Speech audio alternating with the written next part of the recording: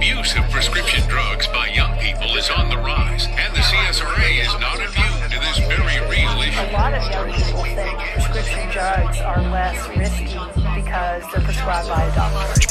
Preventing domestic violence, it is the goal of a panel comprised of some heavy hitters, the state's attorney general, law enforcement agencies, and advocacy groups. Hi everyone. 4 years after the invasion of Iraq, it's a good time to take stock. Since the war began, 3,192 U.S. troops have been killed, more than 24,000 wounded. At least 50,000 Iraqi civilians have died. It's war.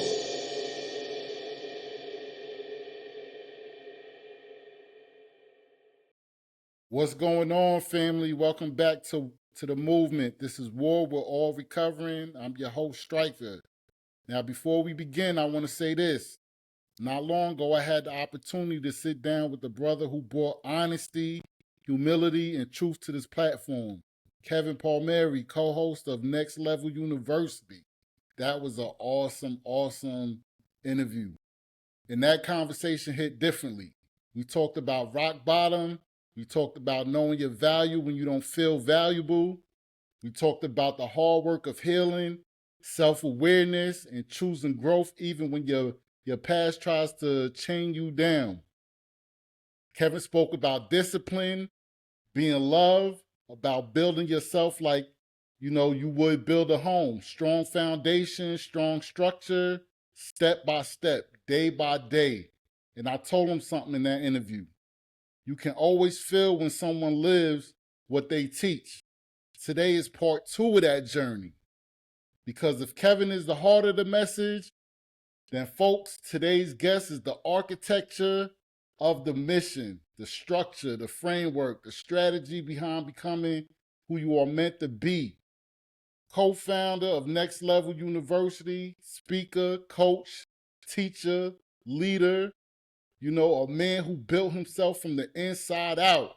Ladies and gentlemen, welcome Alan Lazaros.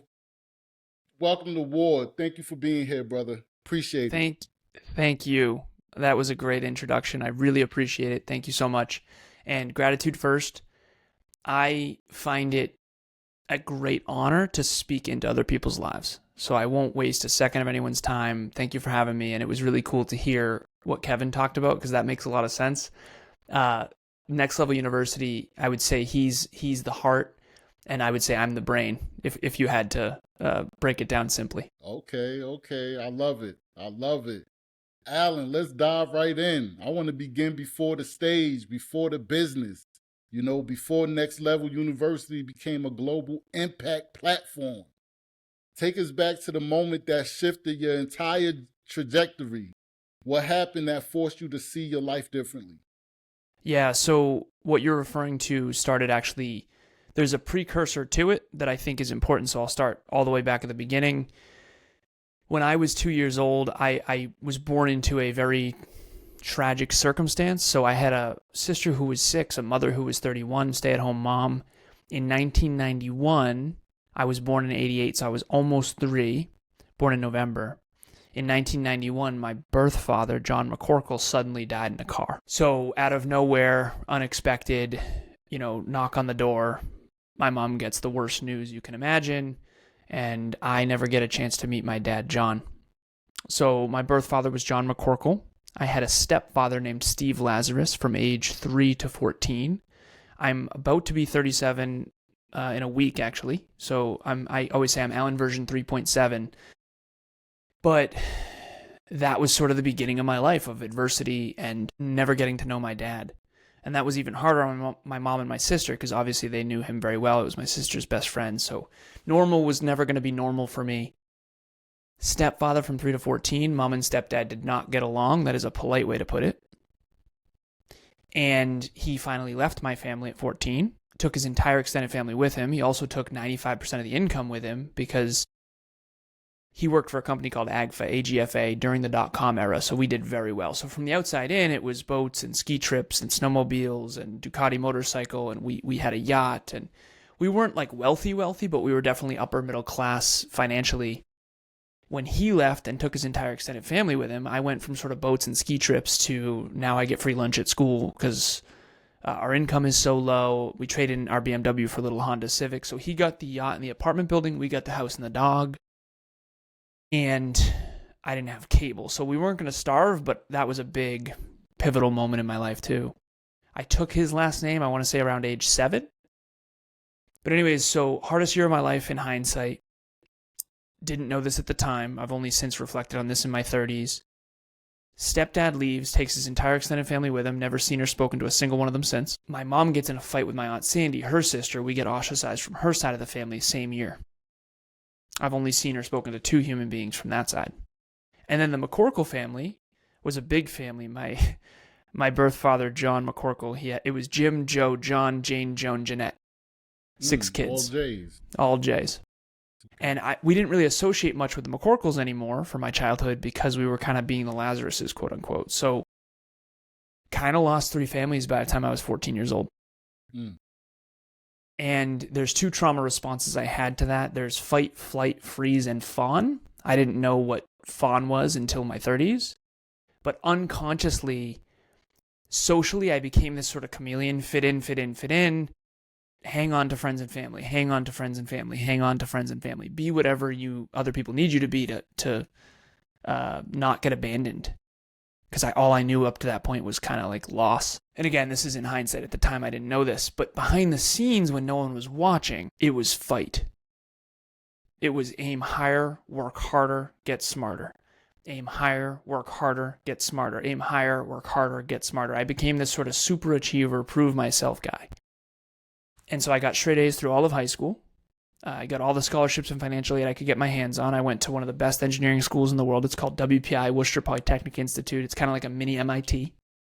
And it was $50,000 a year. This is back then, so you can see why I had to work so hard. Got my computer engineering degree, got my master's in business, off to the races, tech company, Oz Development, Sensata Technologies, company called iRobot, all these different companies. I eventually landed a company called Cognex. I'm, at this point, a global 1% earner. I paid off all my college debt in a single year. Back in 2014, I had $150,000 in a Vanguard account with all different stocks and tech companies, ETFs. And I'm very successful. However, I haven't dealt with my past yet. Then I get in my car accident. Head-on collision, my fault. This is the moment you mentioned. I'm 26 years old. It's 2015. I'm up in New Hampshire with my second cousin, so one of the 2 people that came back from my mom's side. And we're heading to TGI Fridays, look down at the GPS, look up. Biggest, brightest lights I'd ever seen. Head-on collision. I thought it was a Mack truck. Fortunately, it wasn't. It was a lift-kitted pickup truck. And fortunately, I was driving the 2004 Volkswagen Passat that I bought in $5,000 cash because I refused to buy depreciating assets. And that car totally saved my life. I used to call it the tank. German engineered steel trap of a car. Thank you, Volkswagen. Because without it, I don't think I'd be here. And head-on collision, this is sort of the second chance my dad never got. That moment was 11 years ago, coming up in November. That was when I was 26, and I'm about to be 37. And from that moment, the second chance my dad never got, to now, I just reoriented my entire existence around this quote. I started a company back then called Alan Lazaros LLC, what you'll never learn in school but desperately need to know. Because I just went all in on personal development, self-improvement, and personal growth. That's when I found personal growth. Because before that, I had been professionally developed, but I didn't really understand personal development. And I found a TED Talk by Tony Robbins called Why We Do What We Do. Regardless of what you think of Tony, the TED Talk's miraculous. And it just talks about what motivates you and why are you doing what you're doing. And, it kicks you off autopilot. So I was on autopilot without knowing it until I was 26, running from my pain instead of facing it.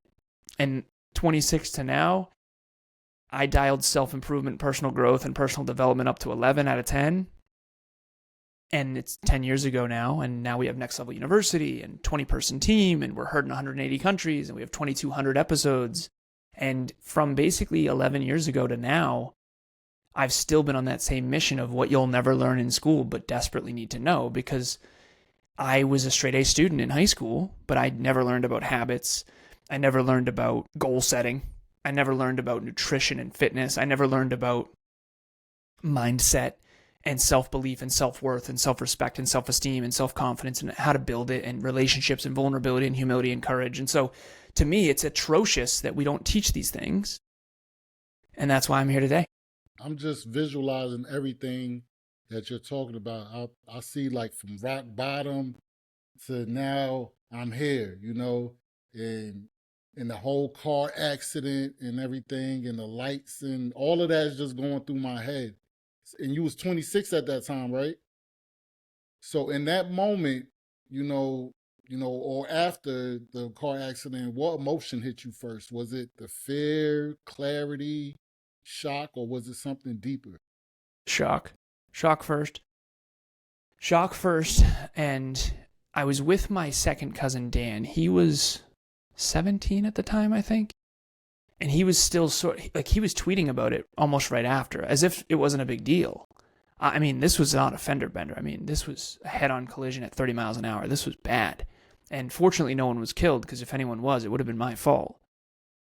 I was on the wrong side of the road. It was a dark winter night. The yield sign was covered by a snowbank, and I crossed the double yellows. So getting back in a car was really hard for me. But that night, I remember sitting in an armchair at my little cousin's house, his second cousin, so my cousin Jeff's house, drinking whiskey and just recontemplating my entire life. Like, what if that was it? Would I have been proud of the man I am? And what filled me was regret, quite frankly. Listen, I wasn't a bad person or anything, but I hadn't lived a life true to myself. I hadn't had the courage to live a life true to myself and reach my full potential. I hadn't even scratched the surface of my true potential. And I know that I achieved a lot and all that, and a lot of people are like, what do you mean? You were so, next level. Listen, I was at 2% of my true potential. I got straight A's in high school, but I didn't have to try that hard. I was really intellectually gifted. And the truth is, I actually didn't try nearly as hard as I should have. And I feel like I rested on talent. So yeah, I was very talented, and yeah, I achieved more than the average bear. And yeah, I tried harder than the average bear. But compared to what I know I'm capable of, I left so much on the court. I left so much potential on the table. And now, I mean, there's a poem behind me called Man in the Glass. And it talks about reaching your full potential, and woman in the glass too, for the women listening. It's not just man, it's mankind, right? So women too. But now it's the man in the mirror, the man in the glass, the woman in the glass. Are you your own hero? Have you put it all in the court? Are you reaching your full potential? Not mine, not yours, but your full potential. That's why we call it next level you, next level YOU. Not next level Kevin, not next level Alan, next level you. Because my potential is different than yours. And that's really what the regret was. It was mostly shock and regret. This is the second chance my dad never got, and I'm not going to waste it. And I'm going to live for something greater than myself. And from that moment until now, I put it on the court. I'm maxing out. I'm maxing out and sometimes burning out. And I think that's for me, what the purpose of life is. You get out of life what you invest into life. And to me, I'm investing all of what I am. And in the past, I definitely couldn't authentically say that. Yes. And wow. What, did you have any beliefs about yourself that you had to let go in order to grow through all this? Yeah. So I have a question that I often ask myself, and Emilia and I, we exercise together every day, and we do weight training every other day, and we go on these long walks. And I often ask this question: what is the disempowering belief that has disguised itself as empowering? What is the disempowering belief holding you back that has disguised itself as empowering? In hindsight, one of the things that I had to face, and this is still kind of hard to this day, it's what's known as an exile. It's this part of us that we just hide because we're ashamed of it, or we wish it wasn't true, or it has hurt us a ton in the past. And mine is, I don't really fit in. And the truth is, I actually don't. So I wanted to kind of, I think, so when Kevin and I met, unconsciously and subconsciously, he was trying to be like me and I was trying to be like him. So everybody loves Kev. Him and I would give the same speech. Everyone would love him and hate me. Really? Yeah. Okay. He's just a really likable guy. Everybody loves Kev. I mean, he's just he says I'm the most regular, extraordinary guy you'll ever meet. And I think that the part of me that I had to face is that I'm actually not regular. And I don't think regular. And I'm an engineer, and I think in mathematics and all the different mathematical, like chaos theory, game theory, constraint theory, all these things that in a world where a lot of people are thinking day to day, I've been thinking in decades. I always said my career wouldn't even start till my 50s. And that was when I was, right? No one even knew Steve Jobs until he was 50, right? I mean, not no one, but most people. And so to me, I just, the thing that I had to face is how weird I am. And that was scary because of my abandonment challenges. Because when you grow up in an environment where you're the most different, it's very scary. Well, weird is good. I'm pretty weird myself there, Alan. You might see that going on in this episode, and Kevin is a really likable guy. I mean, I was enamored by him. Like he's a good guy. He's a good guy, and I enjoy speaking with him. So, but you are too. So I don't get it. Thank you. I appreciate it. A lot of people talk about change, but discipline is the real separator, right? In your words, what is discipline really? Doing what you know you should do, that your highest self is calling you to do, that you don't feel like doing. So I've already said things on this episode that I would rather not, but I know I'm supposed to have courage, and I'm supposed to, like, I don't want to come on here and say, oh, I was really gifted. And like, that is a social bad, like, you're not allowed to say that and be liked, right? But the truth is, I'm doing everyone a disservice, including myself. Like, high school was easy. Straight A's was easy for me. That's the truth. Are people going to dislike me for saying that? Yeah, it is what it is. It's not easy for everybody, right? And by the way, there's a lot of people out there that are very gifted that never talk about it. Mm-hmm. And they win at everything, but they're not allowed to say it, right? You can't go anywhere near it. It's like the really good-looking guy or girl who like can't ever even mention it. It's just interesting. So, but that's because socially we're all so damn insecure that we don't have the courage. So discipline is saying and doing what you know you should say and do, but you're scared to, and you do it anyway. And I think that's what discipline is doing the hard thing when you don't feel like doing it. Great answer. Well said. I think along those lines too, and kind of like just sticking with it, and just, being firm with it, believing in it. Great. How does someone rebuild trust in themselves after years of breaking promises to themselves? Wow. Good one. So I often say this quote, if you had a friend who broke as many promises to you as you've broken to yourself, how much would you value that friendship? So the reason we don't value ourselves, we don't have self-respect and self-esteem, is because we break promises all the time. You say you're going to go to the gym and you don't go. And I think there's two main core wounds I'll share here. So one core wound is, and Kevin said this, over the years we've worked with, between the two of us, thousands of people. All different countries, all different backgrounds, all different industries. And what you realize is patterns. And the two oversimplified buckets, we all are, the joke is, there's two types of people. There's people who are fearful and insecure, and liars. Wow. Okay. Yeah, okay. So Kevin says this. He says, you are either afraid, one of two types.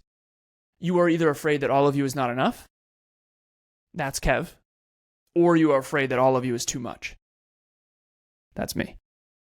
So one of us socially is scared. That's me. I'm too much. It's like, dude, this dude's so intense. Like, can you F off with all this? Kev, this is the way he and I describe it. Kev fits in really well in a barbecue, and he feels like an imposter in the peak performance world. For me, I feel like my true self in the peak performance world, and then at the barbecue, I feel like an imposter. I could care less about most of what's talked about at a barbecue. And so you're afraid that all of you is not enough or all of you is too much. So one of us is afraid of the social world because we don't fit in. That's me. The other one's afraid of the competence and success world because it feels like success is hard for you. Discipline is hard for you. Structure is hard for you. Consistency is hard for you. So you asked me about promises, building trust. I lose self-respect and self-trust when I can't stick up for myself, when I can't call a spade, when I can't be me on a podcast. That's someone who's afraid that all of you is too much. So if I shy away from saying, hey, school was actually pretty easy for me, if I don't have the courage to say that, I'll lose self-respect and self-trust. Kevin will lose self-respect and self-trust if he lets fear of failure and fear of not being good enough hold him back. And he would say that, not just me. I'm not putting words in his mouth. He probably did say that on the last episode. He actually said that you you were way more disciplined than him. Oh, I appreciate him. But here's the thing. My type, out of those two buckets, discipline comes easy.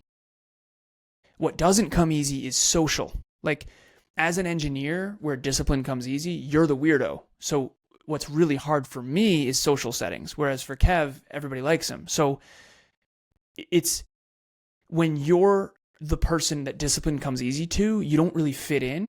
Most people struggle with discipline. I mean, I've exercised every day for 3.7 years with my beautiful girlfriend. It's been over 1,300, almost 1,400 days in a row without missing. When you, that I don't want to say it wasn't hard. It is challenging, but that comes naturally to me. What doesn't come naturally to me is being relatable and being likable and being fun. Like, no, I'm not fun. I get That's it. not. Yeah, I'm the pain in the butt. Like, if you have big goals and dreams, I will be so crucial. If you don't have goals and dreams, I will be nothing but a pain in the ass. And that's bringing back to self-trust. Self-trust is knowing yourself and having the courage to be yourself. If you're afraid all of you is not enough, you have to have the courage to own that and try anyway. If you're afraid all of you is too much, you have to have the courage to be too much and to be hated and to be villainized and to say, you know what, you don't have to like me, but this is who I am and this is what I am, and I have to be honest. So, speaking, since we're on this topic, before I move to the next one, are you a person that believes in New Year's resolutions and actually stick to them? Because I'm like, I try to do the New Year's resolutions, and by the next week, I'm just done. I broke it. Mm-hmm. So we do master classes every month, and they used to be called meetups. And in 2024, January 1st came, and we did a meetup on setting clear goals.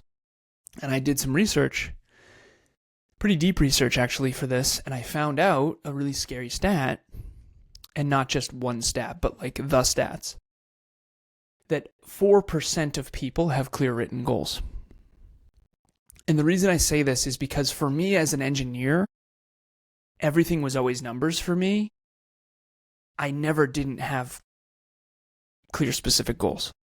So I'm the weirdo though. Like when I was a little kid, Bungie.net, Halo 2, I was 20th in the world. Like I was always, right? See, you're laughing. Always. Never once have I not had goals. Now I'm the weirdo though. So if only 4% of people have clear written goals, of course I'm going to feel socially ostracized. That said, for anyone with the New Year's resolution thing, New Year's resolutions I think are stupid. There's a very small percentage of people who set a New Year's resolution and actually achieve it. I don't want to make fun of anyone. I don't want to be a bully. I don't want to be toxic. What I do want to say is the truth. New Year's resolutions are stupid. If you're waiting for the new year, that means by default it's not that important to you. And it's time for me to be tough love for a second. I'm a coach. I coach 23 people, business owners, some multimillionaires. Nobody cares. You can say it all you want. Nobody cares. No one's going to police your goals for you. As a matter of fact, when you start getting really successful, you actually, not only do people not care, I would say rocks go up, compliments go down. Not only do people not care if you're successful, they actually don't want you to be. As we hit the 7-figure range in our company, there's so much hate. It actually gets harder socially, not easier. Good for you, and you think you're so great, and it's like, no. So wait a minute. In the beginning, you made fun of me because you're a podcaster now, and you're a bodybuilder now, And now that I'm successful, you're going to make fun of me too? Right, right. So it doesn't even matter. Whether I'm successful or a failure, you just hate me for no reason. Just At the end of the day, what I'll say to everybody is a coach will care about your goals. A mentor might care about your goals. A peak performance partner will care about your goals. An accountability partner will care about your goals. No one else cares. No one else cares. As a matter of fact, they might unconsciously feel better if you aren't consistent. And so your goals are your responsibility and your responsibility alone. And I think New Year's resolutions are just a terrible way to set goals. I never thought about it in that light, but you're absolutely right. If you're waiting for New Year's, it's not that important to you. So, you're absolutely right. And wouldn't the world be great without haters? It's ridiculous. Just be happy for me. Just be happy. If we could make a world where people were genuinely and sincerely happy for other people's happiness and other people's success, that is a world I so desperately want to live in. Yes. I genuinely was so naive 10 years ago after my car accident. I thought when I became a better man that people would like me more. That has atrociously not been true. The better and better my life gets and the better and better I get, unfortunately, some people hate me more. Right. Even though I'm trying so hard to help people, even though I have a charity that helps kids with single parents, it doesn't matter. It's been so bad. And I think that at the end of the day, you just have to have the courage to be all of who you are, regardless of, and I don't mean ego. Obviously some people are actually toxic and villains. I'm not saying that there aren't villains out there, but what I am saying is, if you're going to chase your dreams and reach your full potential, you have to get comfortable being misunderstood. That makes sense. Yeah, unfortunately, we're in a world that, negativity is what rules. I don't understand it, but, you're trying to do something positive. Nobody, for instance, the podcast, my podcast, nobody wants to click on it until you, talk about something negative, and it's just crazy to me, So what is one That's why I'm here. Daily? What's that? I just want to share that. I agree with you 1,000%. I think there's a little lag. Sorry about that.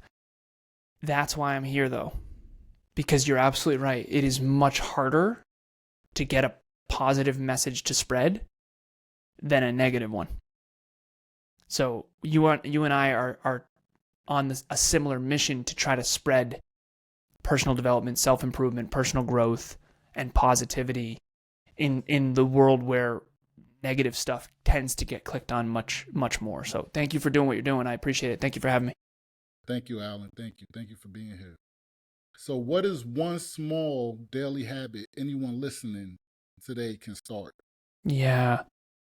The most powerful habit that I've ever had in my entire life is actually a meta habit tracking. So I have these little black notebooks in the corner of my office, and we do a group coaching program. We've done 20 groups. We do them every quarter, and I always show this big stack of black notebooks of, hey, long before peak performance tracking, long before the app, long before all this stuff, I used to every single day open this little pocket notebook and with a mechanical pencil have my habits split into thirds, morning, afternoon, evening, and I used to check them off. And then I'd erase them and check them off, and I'd erase them and check them off. You can see they're all tattered.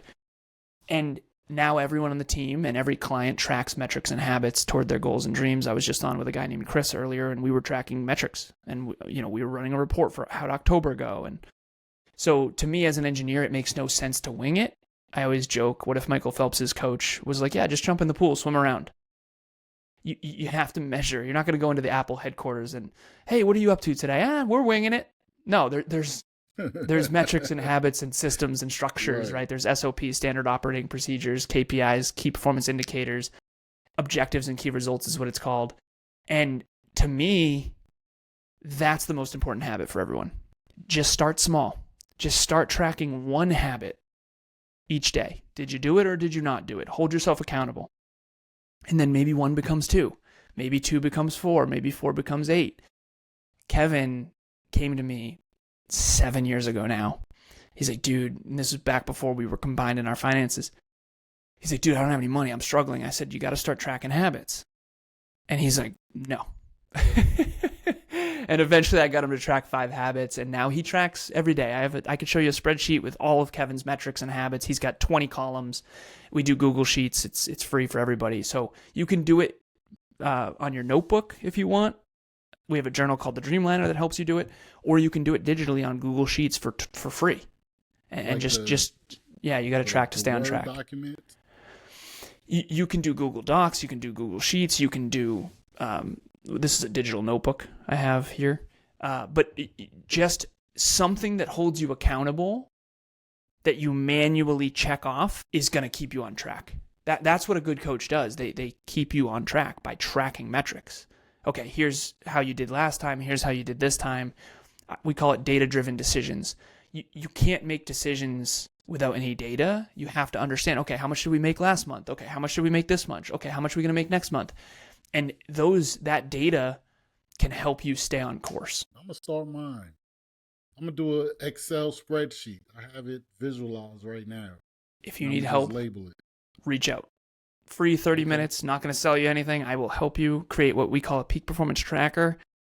Set goals, 3 metrics, 1 metric under each goal, and then 3 habits. So what's the most important habit that leads to the most important metric that leads to the most important goal? A goal is a target in the future. A metric is something you measure toward that target. A habit is something you do consistently. Okay, I'll take you up on that, Alan. Thanks. Let's do it, man. Okay, so identity shapes every decision we make, right? Mm-hmm. How does identity determine what a person believes they are capable of? Yeah, it all comes down to what you believe about yourself. So identity is what you believe about yourself. And here's the problem. It's mostly unconscious and subconscious. So imagine when we're all kids, we go into the playground and we look at other kids, we look at us. We look at adults, we look at us. So I'll give you one for me. I was in special needs reading classes when I was a kid because my sister would always read for me and she would also answer for me. So I wasn't as good at writing, reading, and speaking, which is ironic because now I'm a speaker and I write and all kinds of stuff. But I identified as unbelievably good at math. That was a belief. And I wasn't good at reading and writing. So then what do? I double down on math because that's where I feel good. So I self-perpetuate that. And yeah, maybe there was some truth to it. I do think I have a math mind. However, I just got a lot of significance from being the math guy. So then I just double, triple, quadruple down on that. And that makes it true. If I could go back, I would identify the limiting belief of reading and writing. And I would try to open my mind to the fact that, listen, you're not bad at reading and writing. You just happen to not be that good at it because you're not practicing much because your sister is answering for you and reading books to you at night, which is great. But I need to learn how to read myself. Right. And so at the end of the day, I ended up fine with reading and writing. But of course, I was an engineer and a math guy and calculus and AP Calc and all that stuff. Oh, yeah. So a lot of people identify as not a math I'm not a numbers person. Well, that is holding you back. What if you're saying I'm not a numbers person and then avoiding numbers, which makes you what? Worse at numbers, which then self-perpetuates the belief. So identity is this box we put ourselves in unconsciously that a car accident or a trauma or a death in the family can break you out of. And a great coach, I think it's our job, a great coach or a great mentor, it's our job to identify those blind spots, those things in your mental map that are wrong, that are inaccurate, and help you identify them. So instead of, Alan, you're bad at reading and writing, and you're great at math, it's, no. You haven't really practiced reading and writing much, so you probably haven't gotten great at it yet. And if I had actually tried and practiced and repetition, I could have changed my whole life, and I could have been a much better speaker than I am now. I could have been a much better writer than I am now. Now, obviously, I've made up for it, but at 26, I feel like I was pigeonholing myself as an engineer. Now I'm an effective communicator who reads and writes all the time. I read books every day. So don't let your identity stop you from achieving your dreams, because if you have a dream that you really want to pursue of being financially free, but you tell yourself a story, you're not a numbers person, you either hire a financial advisor, which is going to be potentially good or bad, depending on which one you get. I coach several. Or you're going to actually master it yourself, which you're not going to master it yourself unless you identify as a numbers person. So these limiting beliefs are parts of our identity, and they're not true.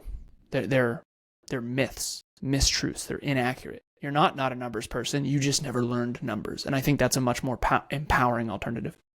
Pal, you're cooking. You're cooking, Alan. You're cooking.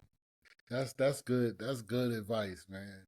Because I think a lot of people need to see this episode. I didn't never look at it like that. I just was like, I suck at numbers. But, you know, I could have practiced all this time and I probably would have got way better. You know, like, but it's not too late. It's not too late. I could go ahead and pick it back up, right? You know it. It's not too late. Okay. You could start now, and in a couple of years, you could be leagues ahead of where you are now. But that goes back to the point I made of you get out of life what you invest in life. That's going to take a lot of time and effort. And a lot of people who are older, they have these limiting beliefs of, it's not worth it now. Well, by that rationale, we shouldn't try anything. Right? Like, I don't care how old you are. You can have a bigger, better, brighter future if you invest today. Right. Which brings me to my next question. You know, why do so many people stay loyal to the version of themselves that is hurting them? Number one reason, at least from my perspective, is your social group. So I quit drinking 7 years ago, and I already kind of referred to this. I had a blast. I understand. I had social skills that were because of the partying. I used to work at a company called Cognex. It was work hard, play hard. I used to say work hard, play harder. But there are consequences to every habit. And my habit of drinking was outside of alignment with my fitness goals. I think the number one reason people stay beholden to a past identity or a past version of themselves is because of their peer group. Because when I stopped drinking, the common core value or the common passion or the common thing we did together with all my friends, I grew up with my mom and stepdad. My mom and stepdad loved to party. I had the party house in high school, grew up on a lake. Then I brought my high school friends to college friends to corporate, and partying was a big part of my life. Drinking was a big part of my life. When I got rid of that, my social circles didn't. And all of a sudden, I don't fit in as much. And for the longest time, I would still go to the parties, and I'd be the only one sober, and eventually I kind of sailed away from a lot of that. I think the reason we stay stuck is because we are afraid of the judgment that inevitably comes when we decide to change our life and sail away from our peers. It's the most painful thing ever. I'm not going to deny it. There was a couple years there that I started Lazaros LLC, and I started a podcast, and I was a fitness model, fitness competitor, fitness coach, and I quit drinking, and I went all in on fitness, and I got made fun of a lot by a lot of people who I thought were my friends. And to be completely honest, I'm still being made fun of probably behind my back for the direction I chose. But that's why courage is everything. So I think your peer group is either going to make or break you. And that's why we created Next Level University, because we have a sub-community for fitness, and we have a sub-community for masterclass, and we have a sub-community for book club. Reading personal development books is not popular. But in my group, it's awesome. And no one's going to make fun of you. It's these sub-communities can change your whole world. And I use it this way. There's a book called Tribal Leadership. And essentially what happens is you go to a CrossFit gym, and all of a sudden you're wearing the same knee sleeves, you're eating paleo, and you're working out all the time. Like, it's the tribe that helped you stay consistent. So for me, Kevin and I have an advantage. We felt like we didn't belong anywhere in our own way. Both grew up without fathers. We used to spend every Father's Day together. Now we have a Father's Day event for our charity. So we were like, okay, we're the only, what'd you say? That's awesome. Thank you. Yeah, it's called Next Level Hope Foundation. We do 2 events a year. And we used to spend Father's Day together because that was a sad day for us. And everyone else was with their dads, and we didn't have dads. So, and then we created a charity for other, people without fathers. And now it's actually for any single parents, kids of single parents. But ultimately, we felt like we didn't belong, so we created our own we were kind of we were really existential and really personal development and personal growth and quarter life crisis. He talked about his suicidal ideation in his mid-20s. For me, it was my car accident. So we kind of found each other in a hopeless place, so to speak. And we sort of built our own community because I think we didn't feel like we fit in anywhere else. So let's build our own. And now, Next Level You is a place where it's cool to be into personal growth. And it's actually celebrated. Whereas when you're at a barbecue and you start talking about the compound effect and the books you're reading and, what are your goals and dreams, people are like, okay, I'm going to go over here, You kind of get made fun of and ostracized from the group. But not at Next Level University. No bullies, no spoiled brats allowed. And it's really special. So to answer your original question, I think it's the peer group that holds people back the most. Just got to cut them off. And, Some of them you do, yes. So what is the first step in rewriting identity? Identifying your beliefs, uncovering them. I think you uncover them. So when my stepdad left at 14, for example, I didn't personally sit there and write down, okay, from now on, I'm going to be scared to lose friends and family. I'm going to fear abandonment. No, it was all unconscious. It was just pain. And I didn't understand. And so when I was in my 30s and I started doing therapy, I started rewatching the movie of my own life. And I started to notice these patterns. Okay, why didn't I talk about my dad's death ever? And, okay, why am I this way? And then you start to realize, okay, I have a limiting belief. And my limiting belief is I'm unlovable. So it's limiting. It's not my actual belief anymore. But that when I was a kid, it's like, okay, well, why does everyone abandon me? So I must not be good enough, or I must not be worthy of love. Not good enough, because I must be too much. Maybe I'm too much. Maybe if I fit in more, people won't abandon me, right? And unfortunately, here's the problem. Actually, kind of true. When I dial up, some people do abandon. Right. It is too much. It's too much, so they dip.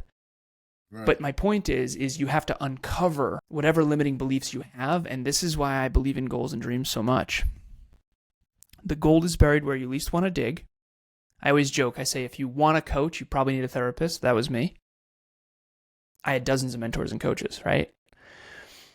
I needed a therapist. Kev had a therapist. He probably needs a coach. So if you want a therapist, you probably need a coach. If you want a coach, you probably need a therapist. The inner game is different than the outer game. I think all of us master one or the other. Very few master both. Everyone can think of someone who has mastered the external world. They know the economy, they know their career, they know their business, they know finance, they know structure and discipline and calendar, and they're professionally developed. But internally, nope. Right? And then you've got people who are very well developed, heart-driven, wonderful, just generous souls, and they're not successful. And they're not even a little bit successful. And it's so heartbreaking. So to me, it's because you're scared of the external world, so you go inward and you learn yourself. Or you're scared of the internal world because of all the pain and suffering, so you go external. That was me. And eventually you become an adult and you mature and you realize, okay, I have to be righty and lefty. I have to be internally developed and externally developed. I have to be personally developed and professionally developed. I have to learn about courage and vulnerability and humility, and I have to know finance and goals and business and the economy. It can't be or, it needs to be and. We all know someone. I have a bunch of multimillionaire mentors in my early days, and I'm talking like I'm 80, so a decade ago. And they were all divorced, and they were all out of shape. And I was like, I don't want to end up wealthy and divorced and out of shape. Like, I need to figure out the inner game too. And then some people who are wildly in love, but they're broke. And they're wonderful people, but they're broke. So I knew that I needed to be both. And so to get back to the original question is, figure out for you and uncover for you what your fears are, what your insecurities are, what you really are scared of. And that takes a lot of contemplation, a lot of iteration, you can use a therapist, you can use books, you can sit in a dark room and meditate, like however you want to do it. Breath work has been great for me, but you got to dig inside here. I actually have a therapy call later today, and you have to Therapy is about learning you. It's a safe space where you get to learn about yourself. And you get to go, okay, like, why did I drink? Okay, that's why. Okay, well, I saw that growing up. Okay. All right, why did I drink so much? And so, okay. All right, maybe it was because I wanted to fit in. And you start to realize, like, oh, because here's the problem, last piece. If you aren't aware of the options, you didn't make a choice. So what I try to do is open people's mind to the different options so now they can choose. I didn't choose abandonment issues. That wasn't conscious. That was just autopilot. So I have to go back and go, okay, I'm not lovable at all. That had nothing to do with me. I'm going to choose a different identity, and I'm going to choose a different belief, and I'm going to choose a different life. And unfortunately, a lot of times that doesn't happen until something, like I said, traumatic, like a car accident. You got the light bulbs over here. You don't see them, but they're going off over here like bing, bing, bing, bing, bing. If for some reason, when you said the person that mastered, we all know a person that masters something, I'm thinking Donald Trump. His face came into my mind, or don't ask me why, but his face came into my mind or whatever. But so I wanted to go back on what we was talking about earlier when we surround ourselves, with people who determine our direction, right? Because people really need to understand this. I want you to go deeper on that. How do you know when your environment is blocking your growth? I do this thing called the 5-pointed star with all my clients. And literally it's that simple. You draw a star. We all know how to do that. And you put your name in the center. And then you put the 5 people that you spend the most time with around it. And it's not just geographically, it's also digitally. Because in the digital world, I spend more time with Kevin digitally. I only see him twice a year at our Next Level Hope Foundation events. But I do an episode with him every day, so I see him every day virtually. So pick the 5 people that influence you the most, and you got to be honest about this. So for example, oh no, my mom doesn't influence me at all. Yeah, BS, okay? Unconsciously and subconsciously, she probably does. So usually, your parents need to be on there. Any close friends need to be on there. Any really close work associates need to be on there. But you write out your 5-pointed star and you write out the names, first names only, boom. And then you rate them from 0 to 10 on how committed they are to their goals and dreams, how committed they are to their growth. And then you add them all up and divide by 5. And every single time I've done this with clients, it comes out to the same number. So I'll use my client Bianca. She gave me permission to share this. We did her 5-pointed star. I said, 0 to 10, how successful do you feel? Boom, wrote the number down. We do this. We rate them all. We divide by 5. Exact number. It's plus or minus 1 every time. So the point is that quote of we are the sum average of the 5 people we spend the most time with is actually mathematically accurate. So what you want to do is increase your star. So one of the things we do at NLU is if you get Kevin, we call it the works. And I'm not selling this, I just want to talk about it. We started something called the works. We had 2 people, Davina and Justin. They were in our group coaching program and they wanted to coach with us. And they're like, how do I coach with all of you? Because there's 3 of us. There's me as the head coach, there's Kev as the assistant coach, and then there's Amy as the assistant coach. And in this program, at the end of the program, they wanted to coach with us still, each of us individually. And I was like, well, we've never really had anyone ask that before, so I guess we'll sell you something called the works. So we now have something, Davina and Justin, shout out to you guys. They hired us for the works. They get coached by Amy Lenius, she's on our team. They get coached by Kevin on podcasting. They get coached by me in business. So Amy for success and personal development, Kevin for podcasting, me for business. And we sold them a monthly package. They get coached by all of us, the works. My point is, that person's 5-pointed star just went way up. Because if you think about all your closest associations, ask yourself a simple question. How committed are they to their goals? How committed are they to their growth? Even if we make it simple, green, yellow, red. I have a friend I'm thinking of. I'll keep it anonymous. Friend from my past. Love him. He's a great guy. He's one of my best friends. How committed is he to his goals and dreams? Red. He's not. Maybe a 2. How committed is he to personal growth? 0. Maybe a 1. Red. Okay, I love this man. Huge fan. But I need to love him from a goddamn distance. And I know everyone out there hates this, but that's the truth. And there is no way I could be who I am today if I didn't sail away. So did you cut him off completely, or you just like arm's length?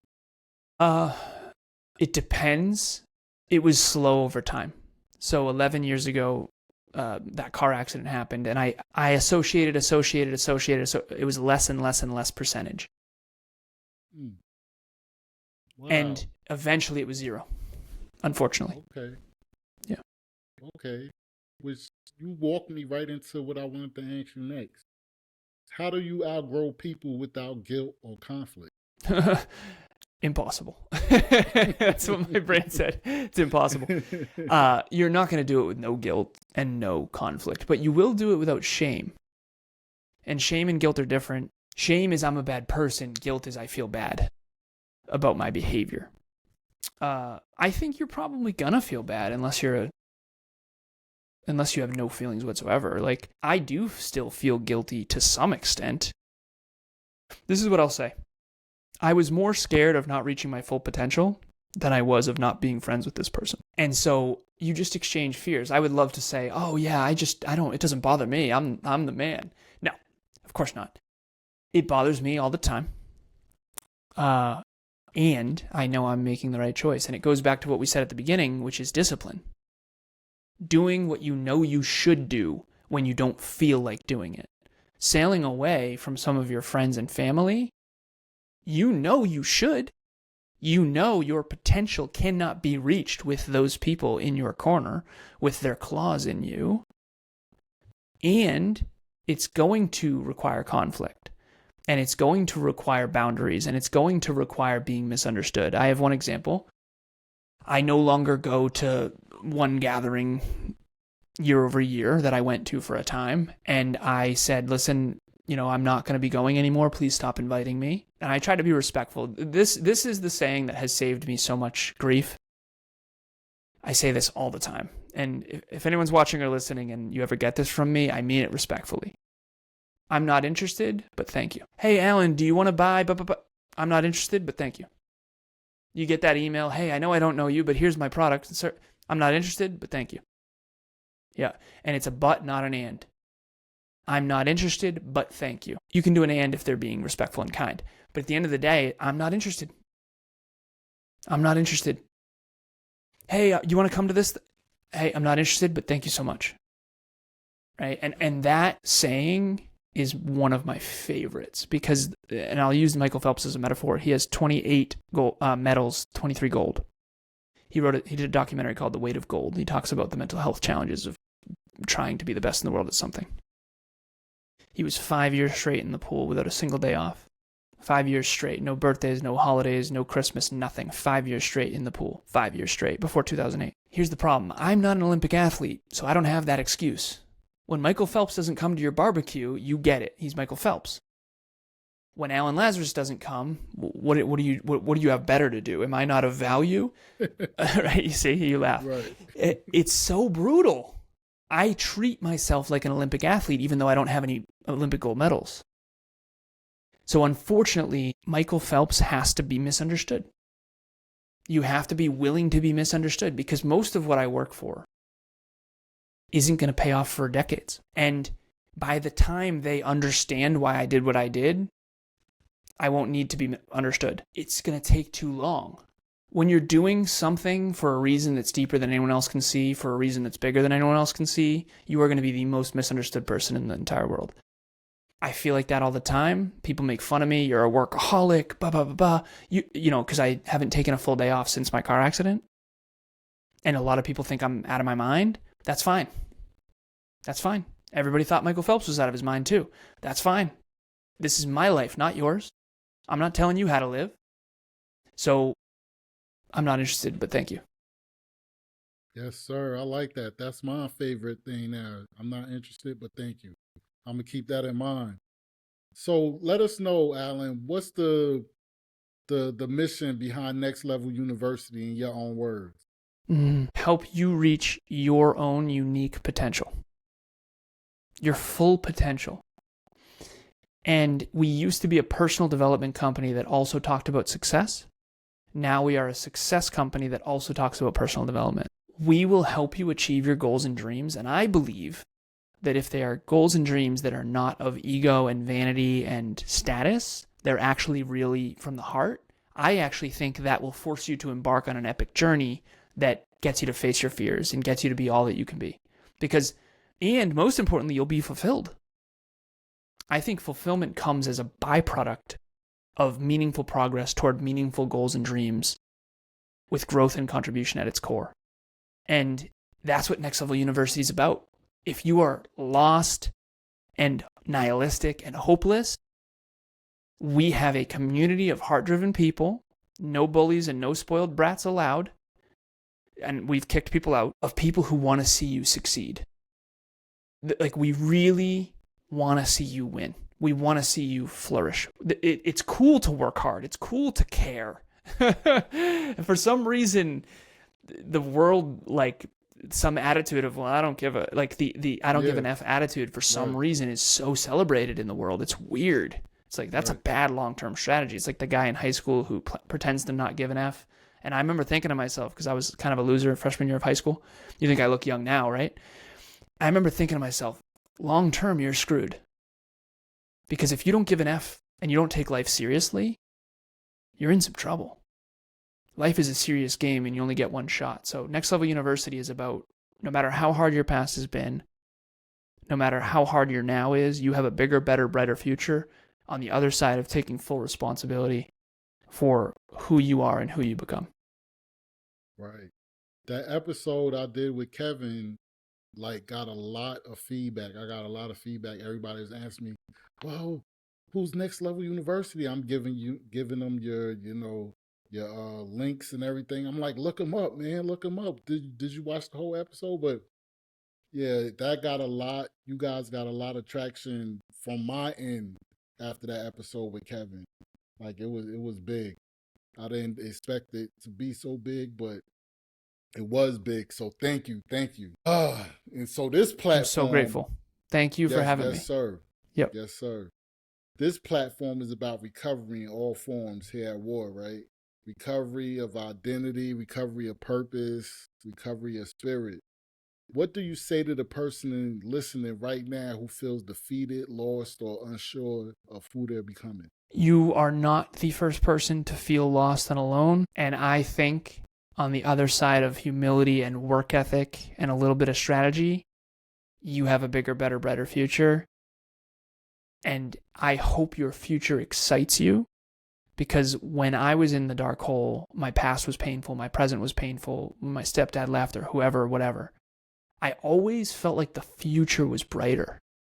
I always feel like I could find a way to make this pain matter. And I felt like I could build something. So on the other side, the deep, dark holes we find ourselves in, the tools and the skills and the resilience that it takes to climb out of those also build skyscrapers.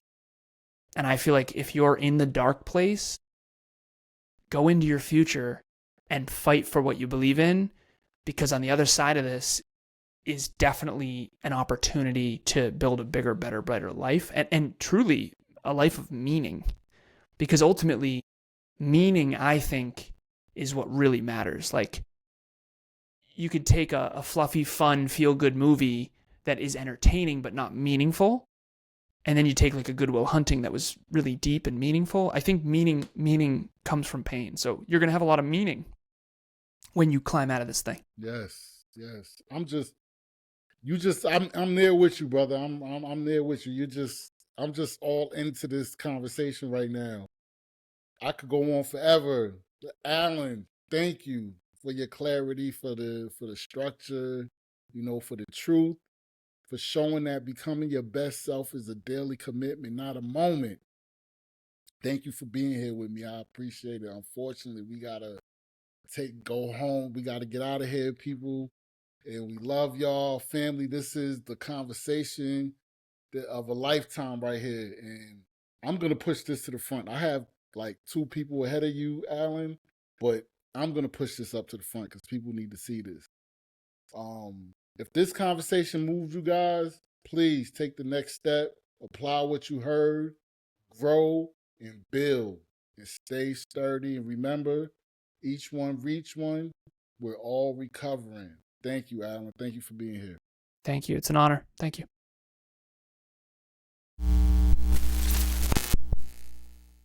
The invasion of Iraq is a good time to take stock. Since the war began, 3,192 U.S. troops have been killed, more than 24,000 wounded.